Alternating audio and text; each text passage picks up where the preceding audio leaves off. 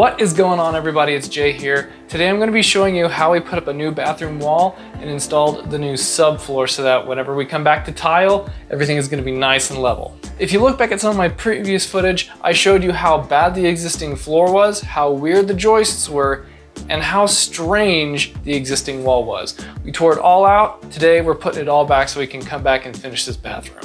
I'm also going to give you guys a little bit of an update on what's going on with my shoulder and how the recovery process is coming along, but I'll save that for a little bit. For now, just remember to like, comment, sub. Let's get going. We're starting off by putting down a layer of adhesive underneath the first layer of 3/4 inch tongue and groove plywood.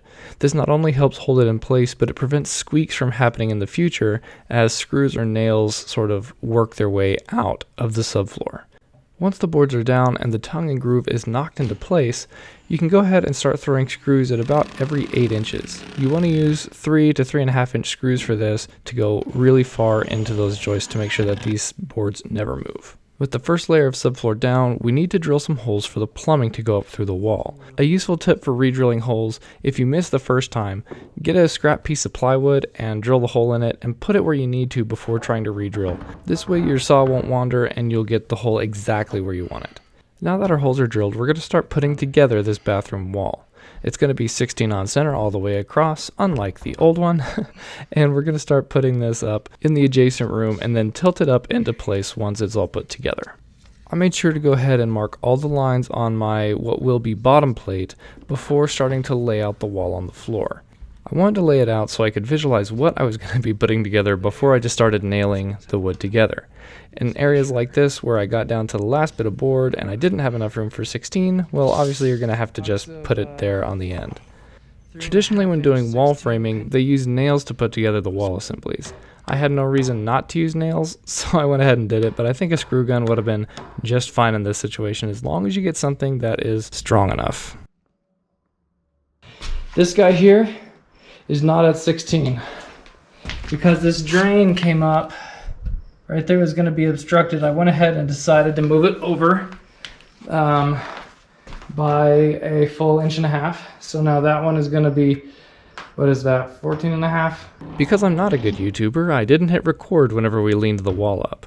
But after it's secured on the top and bottom plate with more nails, we come back to do the second layer of subfloor.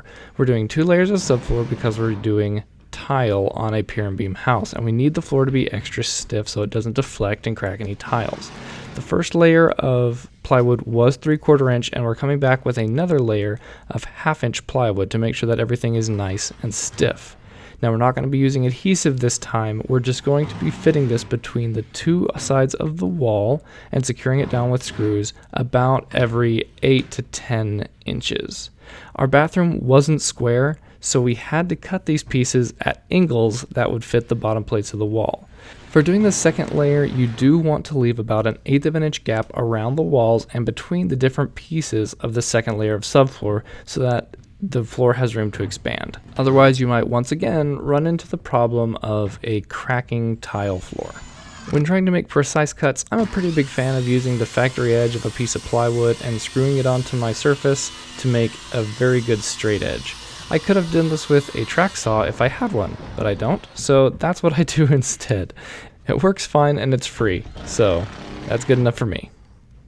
For the first cut, I went ahead and made this board square, knowing that I was going to have to come back and sort of straighten the edge. You can see that there's about a 3/4 inch gap on one side and it's completely closed on the other.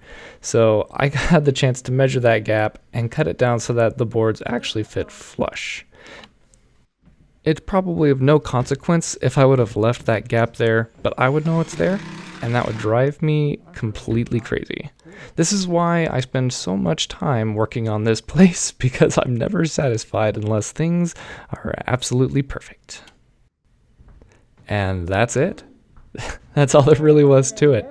Putting down the subfloor and putting up the wall wasn't really that much of a challenge. It wasn't that time consuming or technically difficult. Once we had the floor and the wall in, I did go under the house and connect all the plumbing in the walls and for the pecs that you see sticking out of the floor plate right there. I didn't have a lot of good footage from doing this because it's such a confined space with low light.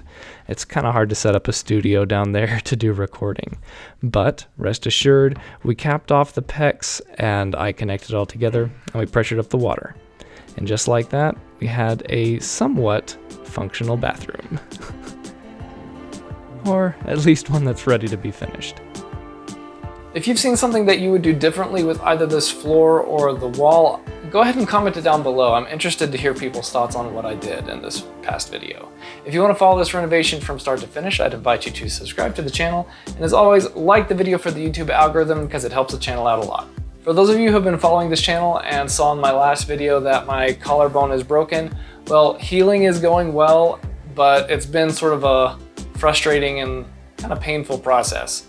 Not only has there been the expected bone ache, but also some muscle tightness that has been throwing my neck out and some nerve pain from where they put in the plate. About halfway down my delt, I can't really feel anything on my skin, and a fair portion about the size of my palm over my collarbone, I can't really feel much on the skin at all. The doctor did say that the amount of numbness will probably shrink over time as nerves move back into the area and sort of heal themselves over a long period of time. Over the past few weeks, I've slowly been getting my mobility back and I'm not really wearing the sling as much anymore unless I'm going to be walking around for a long period of time. With all that being said, I want to thank you for tuning in and I hope this inspired you to sort of take on your own home improvement projects. Nothing else to say. Have a good day.